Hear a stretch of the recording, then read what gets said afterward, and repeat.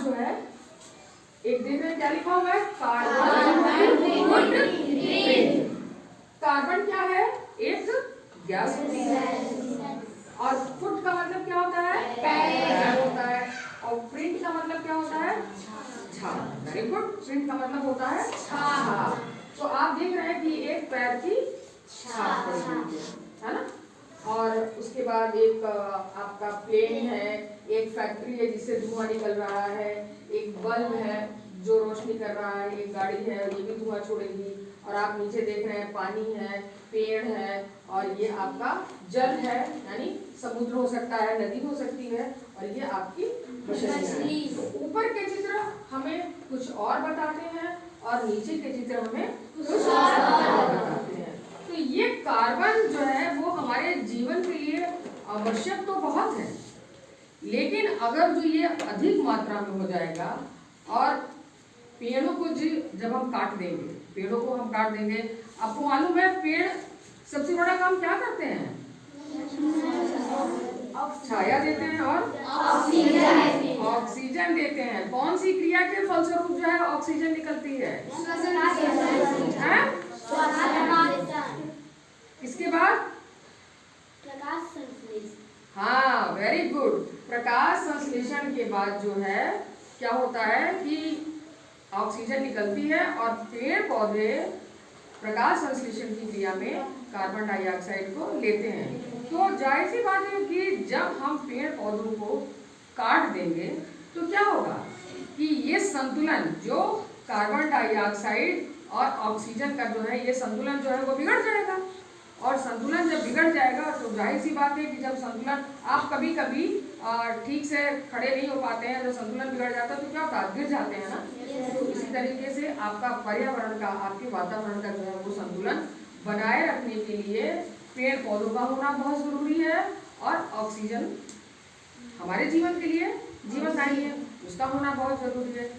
तो ये carbon footprint जो है हमारा, जब कार्बन बहुत अधिक मात्रा में हो जाता है और आपके वातावरण में कार्बन डाइऑक्साइड की मात्रा जब बहुत अधिक होती है, तब कार्बन डाइऑक्साइड गैस की जो एक विशेषता है वो ये है, ये बहुत अधिक मात्रा में ये ऊर्जा को अवशोषित कर लेता है, लेकिन उसको बाहर नहीं निकालता है।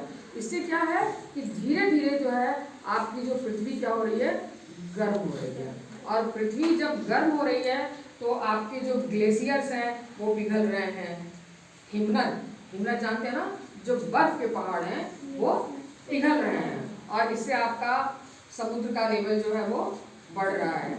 इसे हम कहते हैं ग्लोबल वार्मिंग। क्या कहते हैं, ग्लोबल वार्मिंग। यानी आपकी पृथ्वी धीरे धीरे गर्म होती चली जा रही है।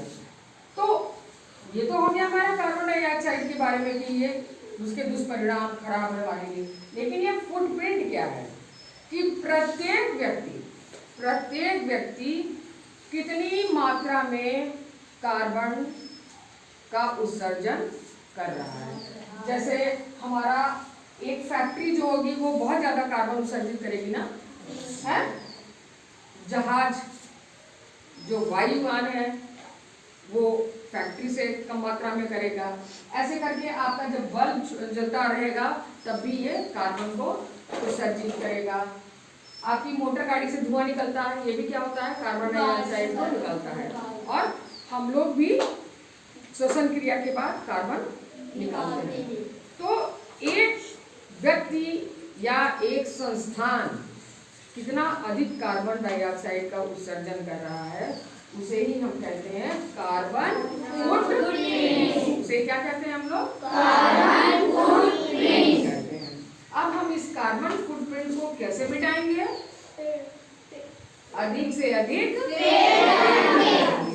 और जिससे कि, और पानी की मात्रा जब बढ़ेगी आपकी तो क्या होगा, शुद्ध पानी, साफ पानी रहेगा। ऐसे पानी गंदा होगा ना, जब ये इनके कचरे जाएंगे नदी में तो ये पानी को भी गंदा करेंगे ना। तो यहाँ पे जब स्वच्छ जल होगा तो मछलियाँ और जलीय जीव जंतु भी आपके उसमें अच्छे से रह पाएंगे। तो देखिए, और पानी की हर एक बूंद हमारे लिए बहुत जरूरी है। एक तरफ देखिए हिमनद जो है वो पिघल रहे हैं, समुद्र का स्तर बढ़ रहा है, लेकिन क्या हम समुद्र का पानी पी सकते हैं? No. समुद्र का पानी हम नहीं. नहीं पी सकते हैं। तो इसलिए हमें जो है नदियों के जल स्तर को उठाना है। किसके? नदियों के। क्योंकि हमारे लिए नदियां जो है जीवन दायिनी है। 7th क्लास में आपने एक लेसन पढ़ा है गंगा, और कहा है ना कि Ganga is the national river है और लाइफ लाइन ऑफ इंडिया। और कश्मीर के लिए किसको कहते हैं? डल लेक को। कश्मीर में एक क्वेश्चन है ना कि कश्मीर की जो है डल लेक है, उसे क्या कहते हैं? Life line. यानी कहने का मेरा मतलब है कि जितनी भी नदियां हैं वो आपकी जीवन दायिनी होती है, चाहे वो गंगा नदी हो, चाहे वो जमुना नदी हो, चाहे और भी कोई नदी हो। ये आपका कार्बन फुटप्रिंट समझ में आ गया? Yes, ma'am.